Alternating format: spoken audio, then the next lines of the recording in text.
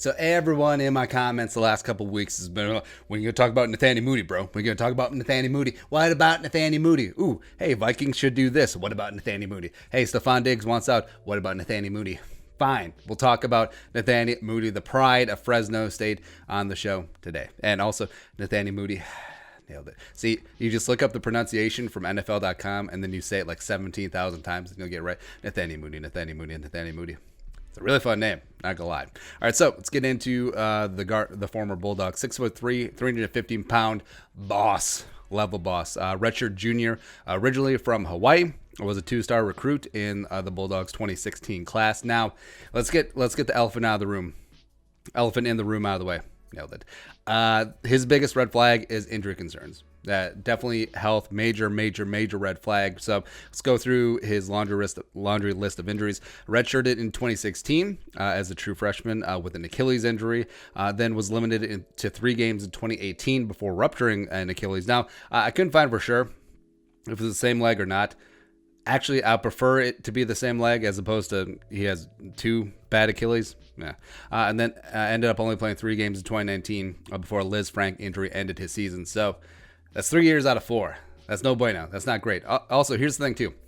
Big guys, either offensive linemen or you look at centers or power forwards in the NBA, big guys with foot injuries, it's no bueno. Like, that never goes away. Look at Greg Oden back in the day, or look at Shaq towards the end of his career. But also, with Muti, he only played 19 career college games in 4 years, which is not great. Only 1,273 snaps in college total. Now, for most players, this would be like, all right, red flag, never drafting, not going to happen, no big deal. But, his one healthy season as redshirt freshman in 2017, back in the day, was all-conference Mountain West, honorable mention, as well as PFF 7th graded guard overall. So the dude has some skill. And it's the reason why he is still very high on a lot of teams' draft boards and potentially a riser in this draft class, because despite all of the injuries, when the dude is healthy and he's on the field, he's a mauler. Wanna be a mauler. That's right. It's actually, in a weird way, it's akin to what Dalvin Cook was in the first 2 years, where Dalvin had the ACL and then had the hamstring year 2 that was directly correlated to the ACL, and everyone's calling him a bust and stuff. But you saw when he was healthy, like the monster flashes of greatness that you saw his rookie and second year.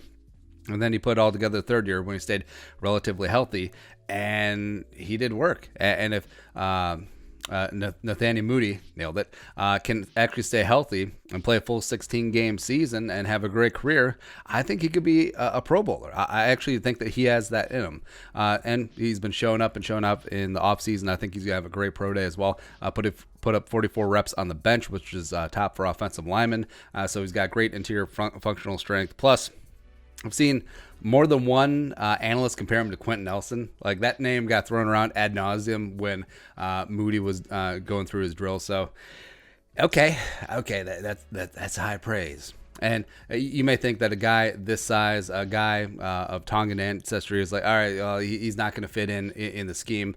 Actually, I think he would fit in pretty decent in the zone scheme, but mainly like the phone booth part of the zone blocking scheme, where he's got great suddenness, great explosiveness. I think it's going to be an asset in reach blocks, as well as, like we mentioned, he's got like a Mike Tyson-like punch, so he can get after it on the interior. Like, I do not worry about him anchoring or just getting down and dirty in the trenches with NFL-sized defensive tackles. I just don't worry about that. But the downside is that he's not great getting to the second level. He's not great in open space. Like, he's not going to be a great pulling guard. He's not going to be leading the way on sweeps or screens or anything like that. So that's the one drawback to him. But would it be an overall hindrance to what the Vikings are doing on offense? Absolutely not. Especially his pass protection is pretty damn good as well. So here's a guy that is probably going to be a second or third round prospect. Probably could be a first rounder if he had a full clean bill of health. But again, you can't.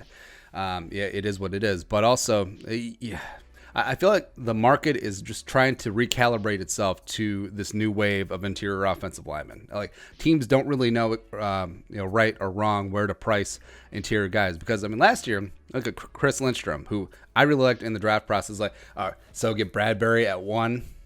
In the second round, double back for Chris Lindstrom from Boston College, where he was a near consensus across the board, maybe tops a second round prospect. He ended up going 14 overall to the Falcons, which And then they double back down with Caleb McGarry, who they trade back into the first round for, which, okay, sure, why not? But it's hard to price out where some of these interior offensive linemen are going to go, as well as some teams may just straight have him off the board. So is it going to fall? Maybe he falls around 4. Maybe he doesn't get out of the first round. We don't really know what's going to happen. That's why this player is so high variance, just because of the risk-reward spot.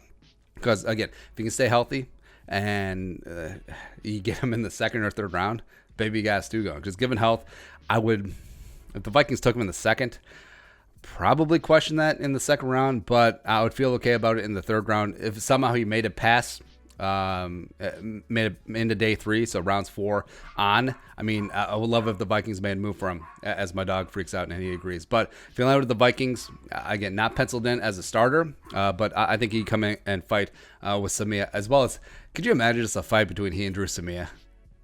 That'd be amazing. They're like super heavyweight MMA. Let's get down. But anyways, what are your thoughts? Netane Muti, let us know in the comment section below. Also, subscribe for daily Vikings takes. You want to support the work, pull us on the Venmo, plus give us a follow on social media as well. But until next time, Skull, production value.